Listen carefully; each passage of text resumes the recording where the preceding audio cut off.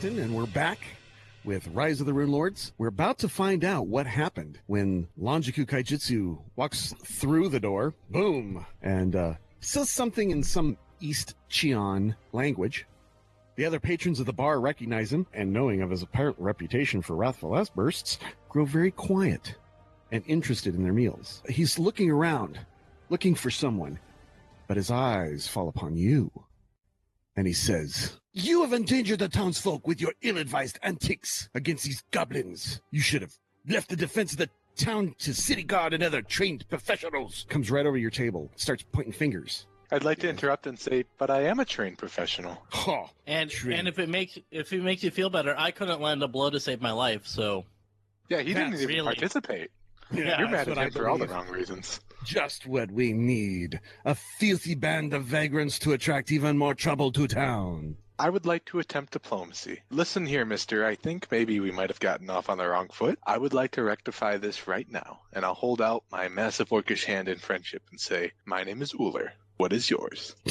I don't have to talk to you. I'm looking for my daughter. How did I turn French? He is an elderly Cheon man dressed in traditional Cheon clothes. They're very fine, so he's obviously wealthy, and he's looking for a fight somehow. He does not like the fact that you guys come in here, a filthy band of vagrants, to attract even more trouble to town, he says. As you're attempting to placate him, Ameiko comes from the kitchen, starts some sort of Cheon language, yelling back at the older man. And they seem to know each other, because his eyes flare in recognition, and they begin yelling back and forth at each other. He attempts to grab her hair, but she dodges, and she hits him with her soup ladle, spattering fish stock and potatoes all over his hair and outfit. This guy looks like he's about to blow off the handle. I might try to grapple him, at least until he could take a deep breath. My hand is on my weapon right now as this is happening. It sounds like we're going to have a little combat. Vraskin's just laughing. Would I be able to get the surprise action, seeing as I'm reacting to an action? All of you should be able to act before he does. They're both acting at the end of it. Okay. Reeton, your first act. I'm not going to pull out my weapon. I am going to move to him. And you're just standing really close to him? Yeah, I can't attack him, can I? You can. Yeah. Okay. I don't think I have grapple. I guess if you want to make a grapple check, you can. I'll try to grapple him. CMB. Oh, you did very well. You wrap him up easily. You took him by surprise. He wasn't expecting you to just jump out of your chair and grab him, so now he can't move. Brother Davros, how do you react? I stand up and stand right up on my chair and start addressing not just my company in the little scuffle, but like the entire tavern, because I'm afraid that since these guys are locals, even though we don't know they're related, locals tend to defend locals, and adventurers jumping into a local, scuffle goes bar fight really fast. So I'm going to try and start a little damage control. Saren Ray forbids this. Hidden from the sun. We should not disclose our discrepancies. Indoors, ladies and gentlemen. This is a place of peace and nourishment and going on for, longer than my round, and, try to use diplomacy to diffuse, but sort of like a crowd address right over top of these guys. Right. Using the teachings of Saren Ray to try to diffuse the situation. Perfect. Yes. Diplomacy. Perfect. Of 19. You did very well. Okay, so it looks like the crowd is going to sit this one out. They're all pretty much okay with that, as they've seen this kind of interaction between these two before. Oh, so instead of me thinking I've actually quelled the house, they just yeah, we've seen this, buddy. They're like, we agree with you. We agree with you. All right, Uller. Uller, we'll take a 5 We're going to get into step. a group hug. I mean, I could assist you with the grapple, but that won't be necessary at this point. I'm just going to lay a hand on Mr. Kaijitsu, whose name I don't know yet, say, look, I tried being civil, but you understand we can't have you in here causing a ruckus, right? You want a diplomacy, maybe? Yes. I mean, I wasn't really doing that to be diplomatic. But I can see how it could be. My charisma's at a -2, so I have a -1. Oh, boy. Oh. That really... He just seems to fly into a fury because of that. This elderly gentleman, he says, "Get your hands off me, you filthy orc." Vraskin. Vraskin's just going to laugh and take a swig of his mead or whatever drink he has in front of him. Very interesting. He's not getting into any other shit with this town. He's already fucked up enough. He just is glad somebody else is getting negative attention. Exactly. So finally, the father, or the person, he's yelling out Minkayan curses, and he finally, this has taken his, I guess his wounded his pride so much now that he's just gives up, and he sputters for a moment, and he finds his voice, and he utters in common, "You're as dead to me as your mother," before leaving the tavern. And you guys escort him out. Well, I'm assuming you guys are just going to push him out the door without causing more trouble, right? Yeah, that's what I was going to do. And then Reeton pulls out a dagger and shanks the old man. Welcome to Evil Party. So you throw him outside. Any parting words on your own end? Bye. Sorry we didn't meet like this. This is my town, see? All right, so he's ejected from the tavern. Brother Davros will go to Ameiko to see if she's actually hurt. She is hurt in her eyes. You can see that that last remark that man said to her almost brings her to tears. The only injuries she's gotten are to her heart. Oh, okay. And so she bravely picks her ladle up and inspects it and straightens herself out a little bit and takes a big breath and pulls a hair out of the mess and says, "Well, now I'll need a well-cleaned ladle now since Jackass stew's not on the menu." This, of course, brings cheers and laughter from the town's patrons, which helps her mood out immediately. She then thanks you guys. Thank you for helping me with my father. He can be such a jerk. Yeah. I mean, we could go track him down if you want us to. No. Just let him go. Oh, I haven't spoken to him in years. Miss Ameiko, it saddens me to see that you have such a disconnection with your own family. He's your father, you said? Yes. You haven't spoken or been on good terms with him in years? No. And it was our arrival and fighting the goblins in town that compelled him to bring him to you? Oh, I'm sure that's not it. No, he is going to Magnamar, and he wanted to bring me with him, and I'm not going anywhere with him, she says. Do you own this establishment, or is it a family? I do. This is mine. I earned this. I went out adventuring, and I earned this. This is mine. He has no business telling me I can't be an innkeeper, and it looks bad on the family. To heck with that. I've got one of the best establishments in town. The crowd, of course, goes, "Yeah, here," and they go back to drinking. I'm sorry things turned out like this. I wouldn't mind going to speak with him, perhaps on your behalf, if you wanted to at least stop. Don't bother. He'll get over it. Or he'll go to Magnamar. I don't need him. I back off Ameiko, but this obviously saddens Brother Davros, being of mixed heritage and, grasping at keeping family together, even a dysfunctional one. I don't want to overstep my bounds, but he does press a little bit of, offering to be a in-between or anything, but let it go for now. I'm sure she wants to go back to work or whatever, but when does he leave for Magnamar? I will ask her that before she goes. Oh, she waves her hand as she's walking away. I don't know, and I don't care. Go back to the table looking defeated. That was a story award. Because you guys did a good job at role-playing, I'm giving you a bonus. Yay! Hey! You sit back down, calm down after that little altercation. A woman bursts into the room, tearful, pulling two children, a baby to her chest and clinging to the back of the shirt of a young boy. Help! I need help. Are the adventurers here? Granular will stand at attention. I'm an adventurer. I don't see any adventurers. Yes. Did we put a sign out front? Raskin is here. Did we put a sign out front like everybody just comes and finds us here? The tavern is the go-to place to find people up to no good, starting troubles in various neighborhoods. That's right. I would like to think that I'm sitting there, starting to take a swig of my drink when all this stuff starts happening. So, yes. Right as it reaches my lips, I'm like, yeah. And that very thing had just happened when the fight started between Ameiko and her father. You were just about ready to take a Oh. Yeah. Must have read the sign that Vraskin put out front. Hire the Vraskin 5.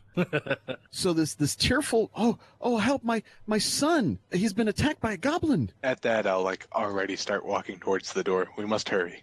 Oh, let me tell you the story first. I have to explain. So my husband Allergast and myself, Emil, we're the Barretts. And we're a typical Sandpoint family with two little children, little Aaron and baby Vera, and a loyal family dog named Petal. We were present at the Swallowtail Festival when Aaron saw a goblin light a cat on fire and then caper around the burning remains. The poor boy really hasn't been the same since. Every night, his howls of terror sent Petal into barking fit. And so when we came to investigate, Aaron claims that a goblin came out of his closet. My husband checked the closet dutifully, but found nothing. And ever since, the kids' complaints about the closet goblin have grown more and more tiresome to us. But yesterday, Allergas, my husband, threatened to make Aaron sleep in the woodshed if he couldn't learn to be a man and sleep through the entire night without crying and telling stories. But it was true. We heard poor Petal cry out in pain, and Aaron's screams turned shrill.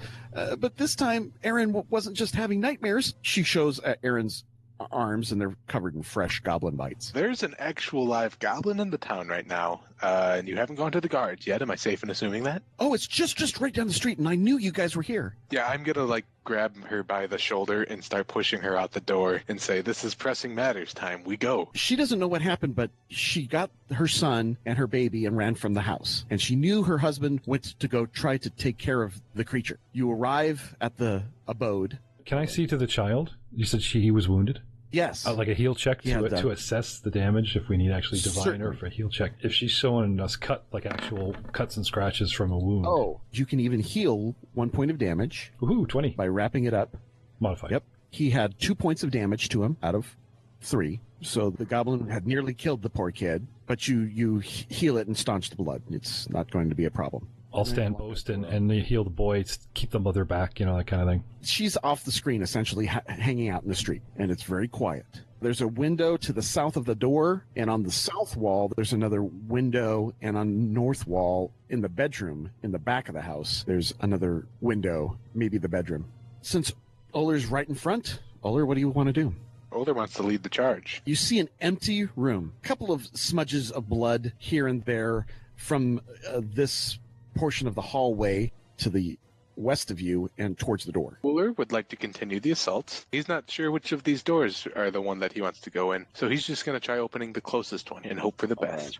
No. Inside you see a room with a dead dog, look like a knife in the ear, and a man laying still, his head in the closet. I would like to run over to the man. Well, you take in the scene before you can move. Reeton, go ahead. I'm going to go up to Uller and be like, hey, what you see in the room? Oh, dead things. Okay. I'd like to move in and help, but, turn order. Yeah. Raskin, you're next. I'm going to cast Mage Armor on myself, and then I'm going to move in. Brother Davros, you're next. Like I said, I'm going to stand post, guard the family and treat the kid unless they call for backup. But we will leave the front door open, and I'll, try to get everybody in a position where I can still, look in the door. And monitor what's happening. Yeah. Got it. All right. Uller, go ahead and move into the room if you'd like. Oh, man. Heal check, I guess? To perform the heal check, you're going to have to pull him kind of out of where he's at.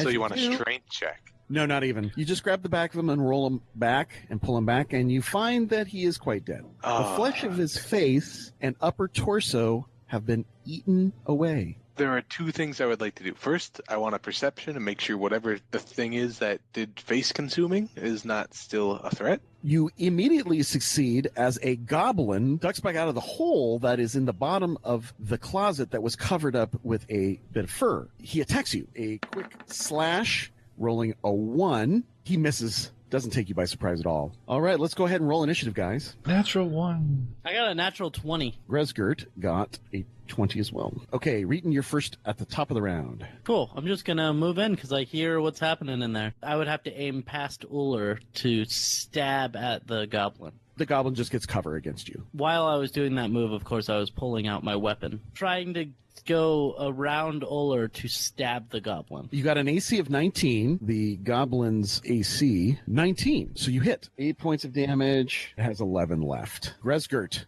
has some hit points left. Just furious, and so he slashes and tries to stab you with his steely knife. Accurately 9, getting an AC of 9. No good. First, this is going to be as a flurry of blows. I want to do a stunning fist. First hit is a 21. That's definitely a hit for 5 points of damage. 6 hit points left. Do your fort saving throw. The fort saving throw, right.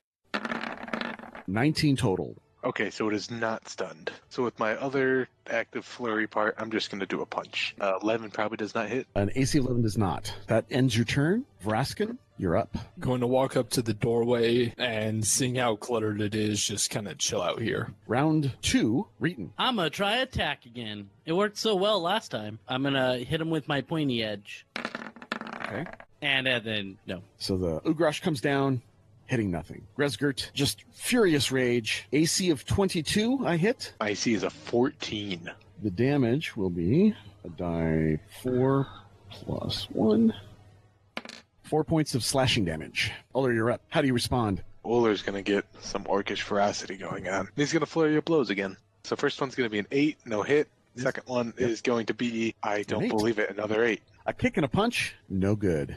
What does Vraskin do? Vraskin's just going to keep chilling there and be like, well, guys, can't take a single goblin? Come on. Brother Davros, you hear Vraskin say something about, oh, what, you guys can't take this? I will hold my action. Reeton. I'm going to ignore his comment and not make a comment about how he couldn't take an elderly man, and I'm going to make an attack roll. Okay. AC of 15. Nope, that does not hit the covered goblin. Gleefully slashing. Oh, more food, more food! Wow, AC of he 19 is- on Uller for another 4 points of damage. That's 2 half-orc calls of pain, I'm assuming. All right, Uller, Yeah. you're up. I'm going to try to attempt a grapple. Going to be a 22. Do you have improved grapple? I sure do. Phew. No attack of opportunity. That's a 22. You grab him and lift him right up out of there. You've got him by the neck, his little legs kicking. Vraskin, you're up. I'm just going to keep holding my turn. Brother Davros, you've heard 2 half-orc calls of pain, but nothing overtly to call you in. Continue to hold. They're big boys. Roger that. Round 4, Reeton. I'm going to ask Uller before I do this. Is it okay if I finish it off? I mean, I'd rather not have to kill it, but I mean, looking at the father who's laying on the ground and giving a thought to the children who are now fatherless, I'll hold him up for Reeton. Go for it. Gresker just squeals and writhes in his hands, and you strike with a 15, hitting him for 2 points of damage. Some points left. Still kicking and screaming. This is a very tough goblin. The goblin with his bit of steel that he's using as a knife, because it's a light weapon, he can attack grapplers. Correct. And will do so. AC of 13. I think that misses. That does miss me. Correct. Uller, you're up. I'm going to maintain the grapple, and then for the standard action I want to do, I just want to inflict damage to him. AC of 7. No good. The thing is just squirmy. Vraskin, they're having trouble with this guy. Not that much trouble. Well, he's stabbed Reeton pretty badly a couple of times. I'm sorry, Uller, not- that's not true. Uller. Reeton's doing fine. He's not dead yet. I'll just leave it to him. Just keep holding. Brother Davros? Still holding. Okay. Reeton. I'm going to stab him again. Yeah, all that movement we did before was just free. So you stab him again. Getting a 10. Not enough. Not enough. Resgert, again, tries to stab at Uller. Getting a 14. 14 is my AC. It is your AC. Okay, so one last stab. 2 points of damage. Gresgert stabs you another time. You still maintain the grapple, no more damage. Can't do it. No idea how that feels. Vraskin, you have an opening. Yeah, at this point, Vraskin is just going to straight up swing at him with the quarterstaff. 12 to hit, 6 for damage. Misses. Brother Davros, it's up to you again. If I can see straight through the door and I see Vraskin jumping in there, Yeah. I'm sure they're fine. Wouldn't the goblin be flanked? Yes. Which So that would be a 14, not a a 12. 14. Yeah, thank you for reminding me. I'd like to say all these were attacks were kicks, just so I could actually get the added bonus of doing some stomps when I go to get my balance again. That would mean that he did 6 points of damage to the goblin. Right. Yes. And so Vraskin's 6 points finally knocks the creature out. It's bleeding profusely from its wounds and won't last long. Could I Incredible Hulk this thing? Certainly. Guy stabbed me once too many times for me to be okay with. I would like to wield this goblin as a makeshift weapon. It's small, so I think I can get away with that. I want to destroy this closet. Go ahead and just do damage. 8 damage. 8 points of damage. Well, that kills it. You put his head through the closet door and leave it there, dangling. That's the plan. I shout over to Bro Davro, get in here. There's, then I'll think about the kids and I'll say, something you should have a look at. And Okay. you see the carnage. Goblin is stuck through the closet door, and his head is hanging there, and his body's just dangling outside. The man, his throat has been slit, and his face had been chewed and it looked like partially eaten. Heal check. Oh, really? Well, time whom? of death. Was it about 5 minutes, like into the lady's story about the kids? Because I don't think I could see her again. I'm going to let her have it. A heal check can cover a lot, how he died, time of death, give us clues. So Okay. I might be gone from doctor to coroner, but that's what I'm going to do.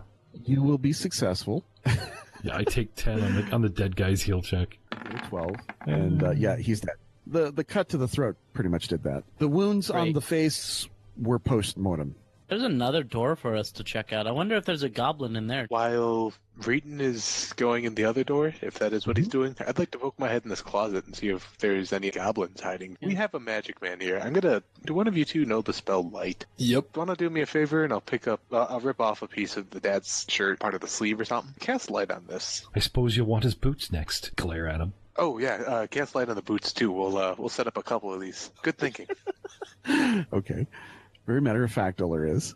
So you take the lighted articles and you push them down into the hole, and you look underneath the floorboards, and there's a small crawl space, maybe a foot, and you can see what looked to be a small goblin den. A broken half of a horse chopper, some carcasses, a couple days worth of feces, and very clean and clear of any bugs, worms, or spiders. I poke my head up from the hole and say, looks like the coast is clear, at least from down here. Reeton, the same for you. Empty bedroom. I'm going to go back outside, and I'm going to, unfortunately, lie to the family and tell them it's not safe here. They're still investigating the house, and I immediately take the family to the chapel so they do not have to witness a little boy's bedroom with a slaughtered father lying in it. I'll tell the guys, look, I'm going to go.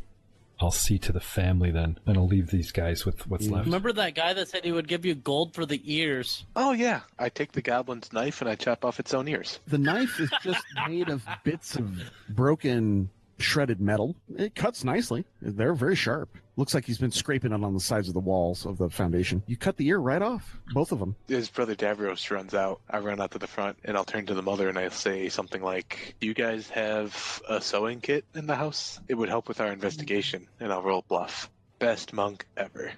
Flat 10, which, against commoners isn't that bad. I'll aid another. I'll help him. It's too early to say if things are all right, but a sewing needle would help greatly. My bedroom on the table closest to the door. I go running. You're just going to watch him and be like, what the hell is he doing? So what I'm going to do with this thread is one side I'm going to tie a knot, pretty sturdy knot, loop the ears around onto this thread, tie off another knot, and put it around me like a necklace. A necklace, yeah. What are you doing, Vraskin? Are you staring at the goblin? Nah, just kind of chilling. Brother Davros, you return the poor woman and her son and her baby daughter to the... Father Xantos, yeah. And he accepts them and says, what happened? Well, I'll get them in there cleaned up with the acolytes and then pull Father Xantos aside and tell him what I witnessed.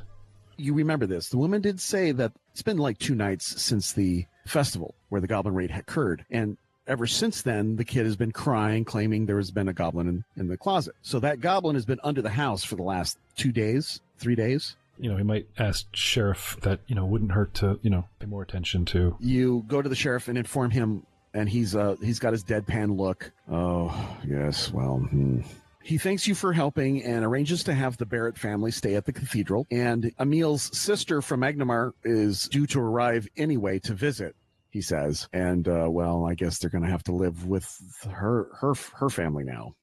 Another thing you find is that this is the end of the episode. Yay! Yay. We're not supposed to celebrate that. Well, the sadness of the family tragedy has come to an end, so he's happy that, there might be a brighter tomorrow. Not for this family, mind you, but, for some, maybe for us. We've had a lot of jokes. We've piled around. But let's talk serious for a second. All right. If you ever find that your children are saying, hey, something is in my room, and then you go to investigate it and something attacks, don't go telling your life story. Just get help. Think smart. Stay alive.